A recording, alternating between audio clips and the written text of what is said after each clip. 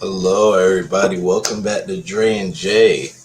We haven't done a video in a long time, but we're trying to get back on that grind.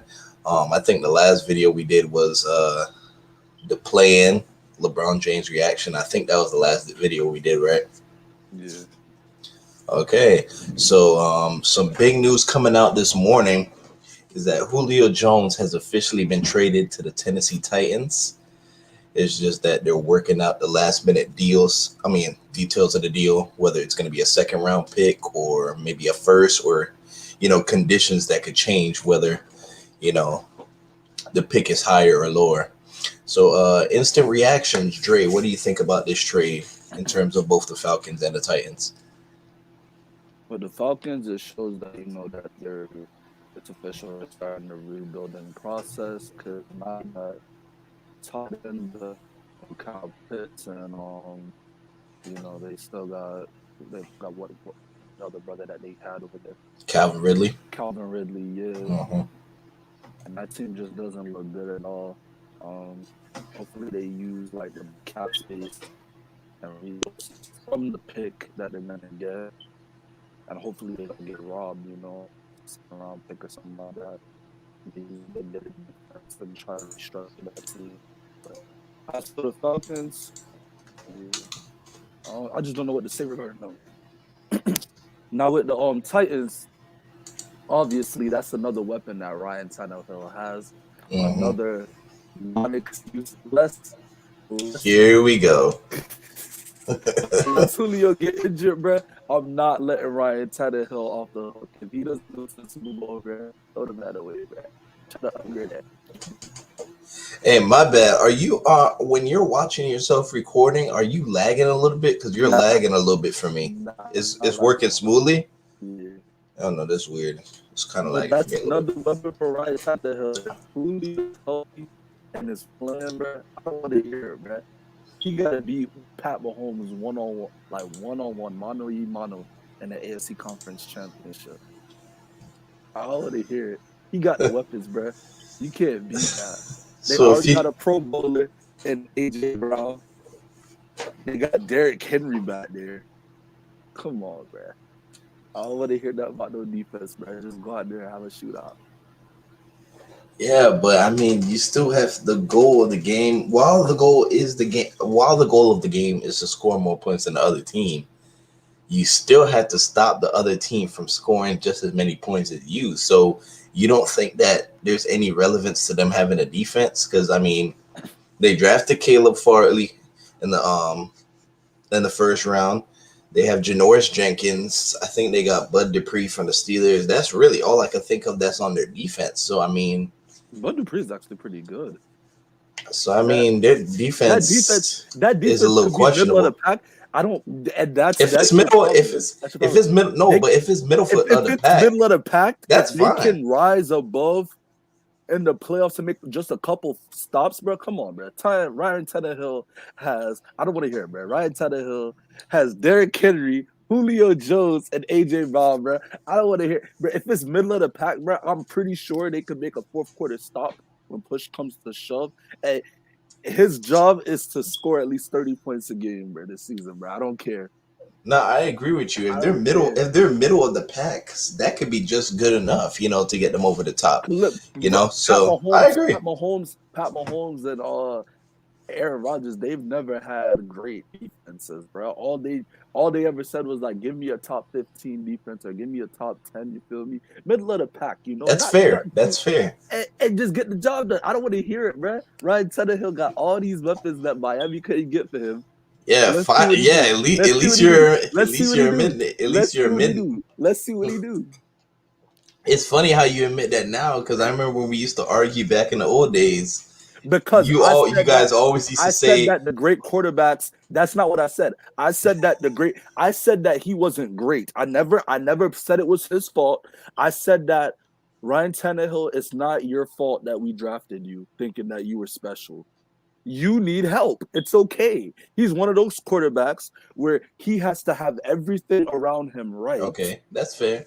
to make it work, bro. All I said was that I compared him to other quarterbacks in his draft class. They could make it happen without weapons, and he just can't. It's okay. It's okay. He's not special. Now we gonna see what he made out of, bruh. That's fair. I Bruh, I definitely don't want to agree. hear it, bruh. No, I agree with you. It is kind of put up or shut up for Tannehill at this point. I think he's 32 or I 33 might years let him old. slide. Depending, he has to. But This is the bottom line for me. He has to get to the AFC Championship. Depending on, I'm gonna be completely fair. Depending on how that game goes, I'm not gonna really rip into him too much. You feel me? If his defense really stinks up the joint and it's beyond his control, I'll let it slide. But that depending on how the game goes, bro. I'm expecting him to win that AFC Championship game and get to the Super Bowl. I'm sorry. I mean, yeah, I would have to agree with you. I feel like the bar is set at the AFC Championship game. Because, I mean, After what happened that's... After what happened to the Ravens last year, bro, he looked crazy. He looked crazy. He got Julio now, bro.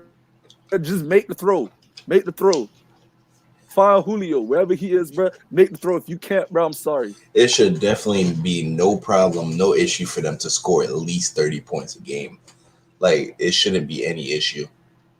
It's going to be hard. They're going to have to determine, okay, do we try to key in on Derrick Henry and force Tannehill to beat us, or do we play back? That's exactly what they're gonna do. Like, I feel like they're gonna say we want Ryan Tannehill to beat us because after what we saw last year, that boy looked crazy. Yeah, the Ravens exposed that Ravens game. So they're gonna say, beat us. We want you to beat us. So you know what you do? You go find you AJ Brown 1-on-1, or you find Julio. And you make the throw, Ryan Tannehill. I don't want to hear it. And that offensive line is legit, bro. I don't want to hear it, Ryan Tannehill. Make the throw. That's all I got to say. And with Ryan Tannehill, like I said last year, it's always going to be that late game throw that makes you say, oh, that's what I'm talking about. Make the throw, bro. Make the throw. That's all I got to say. You got you a number one. Make the throw. Now, if Julio is not on the field to actually produce, then it's like, okay, I understand. You know, you let that slide. But if Julio is on that field and he can't make that throw, I don't know what to tell you else. So I agree with you. So there's just one thing that I want to bring up because I'll be 100% honest. I remember a lot of times in the past, people would be asking me, would you be a fan of having Julio Jones on your team? And I always used to be one of those people that say, no, man, that guy is injury prone, or I'm not picking him up in fantasy. He's injury prone. And I actually did a little research, and that's actually not really true. Let me see if I could bring this up. Is it showing? Okay, so it may be a little hard to see. Try to zoom in. Is it getting bigger? Yeah. Okay. So if you actually look at where it says 2020, like in terms of like the last 4 years, he hasn't really missed that many games. If there's 16 games in a season, that means in 2016, he only would have missed 2. 17 and 18, he played all the games. 19, he only missed 2. And then last season was really the season where obviously we all know he got injury prone. So I think where people get concerned is it's the hammy. Yeah, it's exactly. Like, it's injuries that he's having. Like, yeah, he's playing, but it's like he's literally want Julio like 100% like on goal. Like we want to see like what's exactly. Like we want to see like his earlier years, and as you get older, that's where the concern comes in. Exactly. Even with Will Fuller, he played a full season, but it's like we don't want to worry about the hammy as a Dolphins fan, bro. We want you on the field, burning the top off. You feel me? And doing what you're paid to do. You know? Exactly. So, it's not about the games that he. Yes. I just wanted to bring that up because I used to be one of those people that said, bro, this guy's injury prone, because we remember seeing him in the injury report every single week, but he would still end up playing and he would still drop 100 yards on whoever he was playing against. So I just wanted to kind of dismiss that argument a little bit. Even though last year he was 31 and he missed a lot of games, prior to that, he hasn't really missed that much games, as it may seem. So I just wanted to kind of bring that up. We could go back in, but yeah. So we talked a lot about the Titans aspect of this trade. Let's talk a little bit more of the Falcons. Well, first of all, the Falcons going into the draft, we knew they weren't going to have enough money to pay Julio Jones. So I was one of those people that thought, bro, they need to just go ahead and start over and draft their quarterback and start looking towards the future. But they drafted Kyle Pitts. I guess they were going best player available on the board, which arguably was Kyle Pitts. And how do you think that's going to go going forward? Do you think they're just going to try to stack up their offense as much as they can while they still have Matt Ryan? Or what do you think the future looks like for the Falcons in the near future? Well, Falcons, bro, I don't even know. Like, Matty Ice is about to touch 40, bro. I just don't. Like, what do? Did they try to get another weapon and try to run it back with him, or like I don't know what this. That's what I know. I don't know They gotta, because not only do they have to find a defense, they have to worry about the defense. They have to also try to get the quarterback as well, bro. And everything has to tie in together, bro. That might be years before they're relevant. Because I will say, Kyle Pitts and Cal really, those weapons on offense. That's still a pretty decent offense. So you have to think, what direction are they trying to go? Do they want to ride with Matt Ryan until the wheels fall off and he retires, or I don't know. It's just kind of questionable to me right now. I can't really think of what they would be trying to do. I thought that the best thing for them to do right now was draft a quarterback at number 4. And then, because I knew they were going to trade Julio. And this, to anybody that this is a shocker, it shouldn't have been a shock. They didn't have enough money to keep him and Matt Ryan. I think it was him, Matt Ryan, and somebody else on their defense. I can't think of the name right now, but they were taking up like 1/3 of the cap space on the team. So imagine you have 3 players on your team taking up 33% of the cap. There was no way that they were going to be able to keep him. Plus, you're going to have to pay Calvin Ridley soon. They had to trade it. They had to trade him. So it shouldn't have been a surprise. But I mean, it was just a matter of who wanted to take on that cap space and give up something for him. Because it was going to be very hard for somebody to give up a first-round pick and still have to pay him his bag. So for the Falcons, I don't know. I can't really think of what it is that they're trying to do in the near future. But for the Titans, it's definitely win or go home, man. I mean, obviously, that's how it is for any team, but it's really kind of, like we said, Super Bowl or AFC Championship or bust. I can't really see. With you, bro? Go ahead. Talking about the Falcons is not interesting to me at all. Like, I don't know what they're doing. Like, I'm going to be honest with you. That team is not going to have more than 5 wins for the foreseeable future. That's how I see it. And they're just in rebuilding mode. They're one of those teams that they're going to be quietly building. You feel me?